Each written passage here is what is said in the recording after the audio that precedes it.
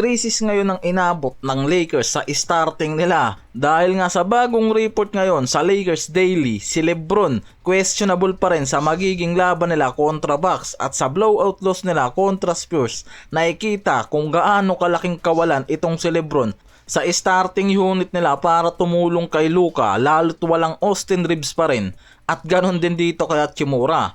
Si Hachimura kasi 3 games na hindi nakapaglaro at inaasahan pa na magmimiss pa yan ng ilang games dahil sa right calf soreness sa latest stretch niyan. Samantalang si LeBron nga nasa injury yan at nakalagay mismo na left foot joint arthritis ang inabot niyan at right sciatica. May iniinda sa likod, parang ganitong araw talaga kapag tumatanda na eh. Kaya patuloy nga raw na minamanage ng Lakers medical staff ngayon itong si LeBron at yan din nga mismo raw yung nakikitang dahilan bakit hindi yan naglaro sa Spurs dahil nga sa back-to-back game nila na nangyari sa Memphis at Pelicans at wala pang return date na nilalabas sa report ngayon.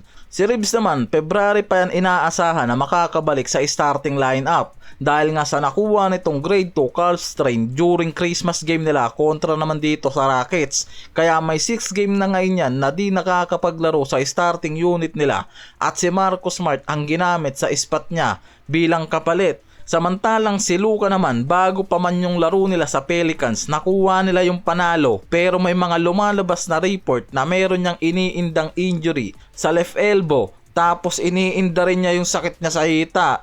Kaya may mga ilang analyst mismo ang nakakapansin dyan. Kaya kung totoo nga raw na meron niyang injury na iniinda, siguradong magkakaroon to ng malaking problema lalo. Dahil sa injury crisis sa starting unit nila, lalo na kung pipilitin pa rin nga raw nitong si Luka maglaro. Wala rin namang ibang option itong si Luka kundi maglaro nga dahil nalagas yung supporting core niya. Walang LeBron, Austin Reeves at Hachimura na malaking bagay talaga sa offensive output nila. Kaya nga nakikita rin mismo dyan na kahit pa gumawa ng mataas na numbers at triple-double performance itong si Luka, hindi nagiging sapat yan para makakuha sila ng winning games dahil nga sa kakulangan sa supporting cast.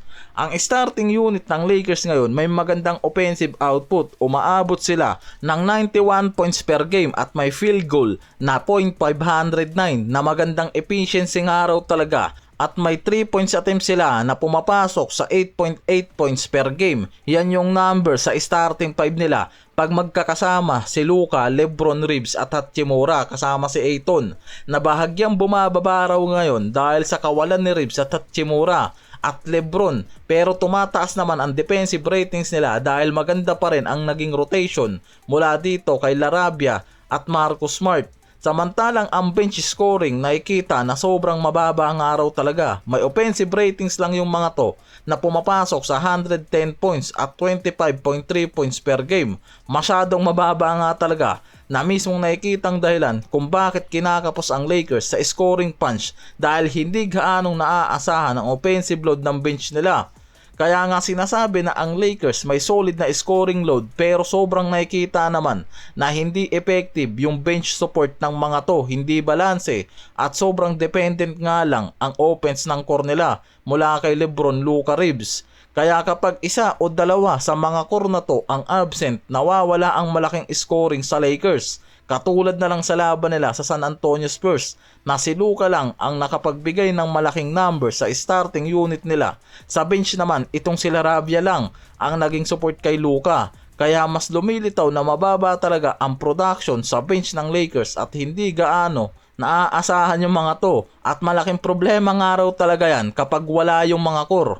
Kaya nga sinasabi rin ng mga scout at analyst na sobrang dependent sa health ang core ng Lakers. 3 to 4 players nila tulad nga dito kay LeBron, Reeves, Luka at Hachimura ang dapat nga iniingatan ng Lakers dahil nga isa o dalawa sa kanila kapag nawala sa lineup bumabagsak agad ang overall scoring at offensive flow. Ngayon na hindi kumpleto at hindi nga healthy ang supporting at co-star ni Luka, halos siya ay nag-iisa sa pag-carry sa scoring at playmaking na nakikitang negative outcome yan sa Lakers.